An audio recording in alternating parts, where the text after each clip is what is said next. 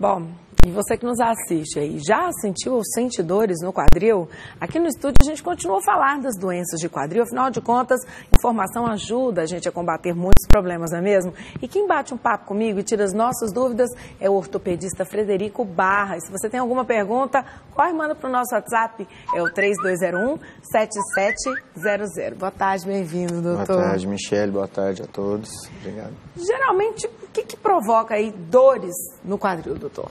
Olha, como nós estamos na semana, né, do Congresso aí Brasileiro de Quadril, que é aqui em Goiânia, então essa temática está sendo muito discutida. Então, as doenças do quadril, elas estão muito relacionadas à osteoartrite, que é a degeneração da cartilagem, e à osteoporose, que é o enfraquecimento do osso. O idoso que tem osteoporose, quando cai, quebra o quadril. Tenho certeza que muitos dos que nos assistem já tiveram ali uma vozinha, a gente né? A mãe medo, que caiu né? e quebrou o quadril, justamente. Porque para voltar ao normal, para, digamos, calcificar ali, é bem complicado já nessa idade, e aí passa, né? por cirurgia, às vezes vai para UTI e a mortalidade é alta. Chega a 30% no primeiro ano pós-fratura de quadril. Já a osteoartrite é a degeneração da cartilagem. Então, a lubrificação da articulação vai se perdendo. E com isso o osso começa a tritar com o osso.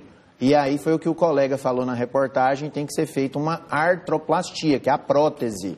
Antigamente essas próteses eram de metal. Hoje nós temos próteses mais modernas que são de cerâmica e podem durar de 20 a 30 anos. Então a osteoartrite ela é uma inflamação decorrente de alguns processos. A obesidade é um deles, o sedentarismo, alguns esportes levam mais à osteoartrite do quadril. A gente fica, olha a situação, né? Se for sedentário, você pode ter um tipo de problema. Se exagerar em alguns tipos de esportes, também. Sim, por exemplo, os lutadores de jiu-jitsu, muay thai, têm mais tendência à osteoartrite do quadril. Jogadores de futebol. E aqui em Goiás nós temos inclusive um esporte que é da região, que é a prova do laço, né? Laçar cavalo, laçar bezerro. Esses atletas de prova de laço, eles também têm uma tendência maior à artrose no quadril, porque eles pulam do cavalo em movimento. É um impacto enorme, E né? tem um impacto no quadril e eles têm osteoartrite precoce do quadril. Por exemplo, qual seria a orientação para corredores? Quem corre também tem uma tendência a um desgaste nessa região ou não? Não, os estudos mostram que se você caminhar ou correr até 10 quilômetros, você não teria um risco aumentado. 10 quilômetros, então, é uma isso. distância segura. É uma distância segura. Caminhar 10 quilômetros ou correr 10 quilômetros na esteira ou fora seria até interessante para você manter seu peso. A obesidade é pior do que você realizar atividade nesse sentido. Então, a recomendação é mantenha o peso e faça corrida ou caminhada por até 10 quilômetros por dia, não ultrapasse isso todo dia. Os atletas de maratona, atletas profissionais, eles têm mais tendência também a ter osteoartrite do quadril, porque o treinamento deles é bem mais intenso, né? E tem, por exemplo, mulheres ou homens, tem essa questão de sexo também, a quem acomete mais problemas do Com certeza, quadril? as mulheres estão mais sujeitas à osteoartrite de todas as articulações, inclusive do quadril, justamente. Porque eu falo, gente, não é possível, eu não faço exercícios assim exagerados, nem de muito impacto, mas já senti, e eu me lembro que falam em bursite. Como evitar a bursite de quadril, doutor? É uma coisa comum para as mulheres, isso? Sim, então as inflamações do sistema músculo-esquelético, elas são muito comuns nas mulheres. Então, tendinites, bursite no quadril, as mulheres, no joelho. Então, estão propensas às ites. Porque os homens também têm, mas as mulheres têm mais. Por quê? Por quê? Porque é uma questão hormonal. Então, a testosterona acaba protegendo mais o homem. E a massa muscular. Geralmente, o homem tem mais massa muscular que a mulher. Então, a indicação seria, além de fazer atividades aeróbicas, natação, uma bicicleta, uma esteira, você realizar também atividades que ganhem resistência muscular. Então, pilates, musculação, tudo isso vai levar a uma melhor proteção da sua articulação. O nosso primeiro sistema que permite com que a articulação seja preservada é o nosso sistema muscular. Então, quanto mais músculo eu tenho, menor a sobrecarga na articulação. Quais são os sinais de alerta para a pessoa buscar um médico com relação à dor no quadril? Falar, não, isso não está normal, é melhor eu dar uma olhada com o especialista. Então, dor é sempre o primeiro sinal, né? geralmente aquela dor ali acima de 2, 3 dias, não é normal. Então tem que estar procurando um colega ortopedista para poder avaliar qual é o diagnóstico. Os tratamentos, inclusive, são diferentes. Se eu tenho uma bursite, o tratamento é diferente de uma tendinite, que é diferente de uma osteoartrite. Então, o médico ortopedista tem que fazer o diagnóstico através do exame físico, dos exames complementares, uma ressonância. Dores, problemas no quadril, é uma coisa mais complexa, não é? Então, porque, por exemplo, tô com uma dor na mão, você sabe que é na mão. No joelho, você tá vendo, mas algumas dores no quadril, às vezes você tem em outro lugar e irradia para lá. Justo, muito importante essa sua colocação, porque além da dor, nós temos que ver no exame físico a mobilidade do quadril, se o quadril está movimentando de maneira adequada. Se o quadril não estiver movimentando de maneira adequada, os movimentos estão bloqueados, então isso induz a gente a pensar que é realmente uma doença do quadril. Mas muitos pacientes chegam no consultório falando que estão com dor no joelho ou com dor nas costas e a doença dele é no quadril. Então a osteoartrite do quadril, a bursite, a tendinite, elas podem simular dores próximas ao joelho ou em direção à coluna vertebral, principalmente na região lombar, que é o que a gente chama de dor irradiada.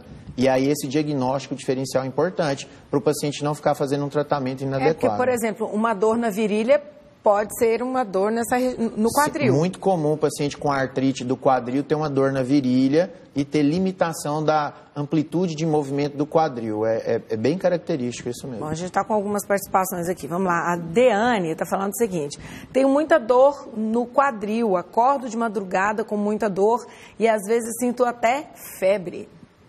Olha, a febre, quando aumenta a temperatura corporal, aí nós já devemos pensar em doenças inflamatórias sistêmicas ou infecciosas.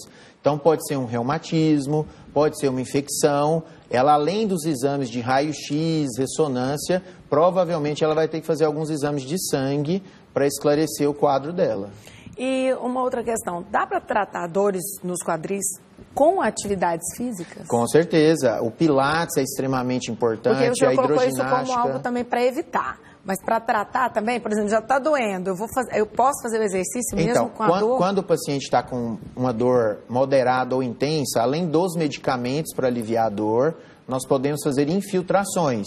Então a gente pode injetar corticoide, ácido hialurônico, aquele mesmo ácido que as mulheres gostam para fazer preenchimento na face, a gente usa para melhorar a cartilagem do quadril e também desinflamar as estruturas. Então é bem interessante esse procedimento. Agora, do ponto de vista de atividade física, quando está com a dor mais importante, a gente pede para fazer atividades na água. Então, uma hidroterapia, uma hidroginástica, a bicicleta, o water bike, que é a bicicleta dentro da água, porque na água você não tem um impacto, isso vai diminuir a dor. Pois é, e na prática, o que esse exercício promove ali para melhorar, então? Já que a gente está com uma dor, às vezes causado por um exercício, eu vou fazer um exercício para melhorar. Então, quando você vai para a água, além de você relaxar a musculatura e fortalecer ao mesmo tempo, você não está sobrecarregando a sua articulação, porque a água você não tem tanto o efeito da gravidade. Certo. E quando você vai fazer uma caminhada, uma esteira, aí você já piora. Então, pessoas que já têm um problema maior no quadril, um problema mais grave, a indicação não é fazer caminhada, a indicação é fazer atividade na água.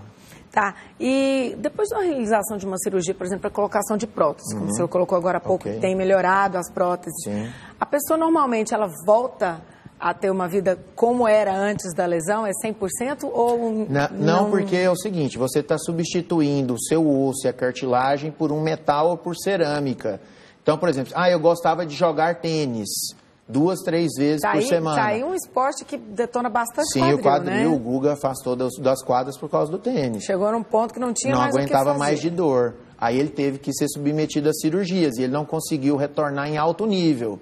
Então, às vezes, você tem que mudar o seu gesto esportivo. Se você gostava de um esporte que realmente prejudica o quadril, talvez você vai ter que mudar para uma natação, né, para um pilates. Então, nem sempre você consegue retornar à sua atividade corriqueira. Mas o alívio da dor é extremamente importante E as atividades diárias, o trabalho, dirigir, tudo isso, você tem uma grande recuperação da sua qualidade de vida. Só o esporte realmente é que você vai ter que pensar em mudar o tipo de esporte que você fazia. Então vamos lá, para a gente encerrar, só uma dica para quem não quer chegar aí, digamos assim, na velhice com o quadril todo detonado. O que a gente pode fazer para ter uma melhor condição, uma saúde melhor do quadril e chegar bem? Então os pontos básicos são, a partir dos 40 anos de idade, que é quando aumenta aí a osteoartrite do quadril, é você começar a atividade física, procurar manter o peso, fazer algo que venha fortalecer sua musculatura, pode ser musculação, pilates, natação.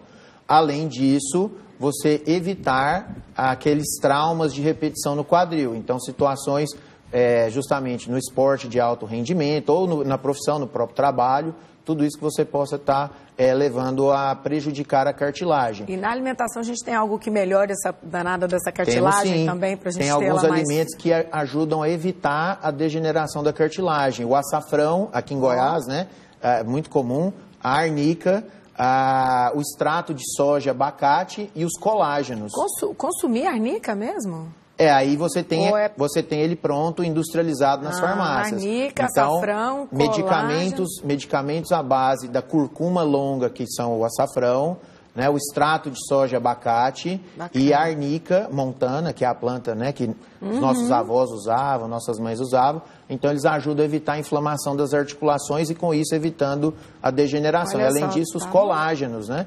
Hoje a gente usa muito colágeno para poder justamente evitar a degeneração das articulações. E aquela história da vovó de falar, come mocotó, come gelatina, excelente. Ajuda? Ajuda, com certeza. Gelatina e mocotó. Tá mais fácil, né? Então, digamos que o doutor Frederico já apontou para a gente um caminho para a gente poder evitar maiores problemas futuramente. Muito obrigada, doutor. De nada, para você também, eu estou à disposição e boa tarde a todos. Dicas valiosas. Muito obrigada. Obrigado. A gente vai para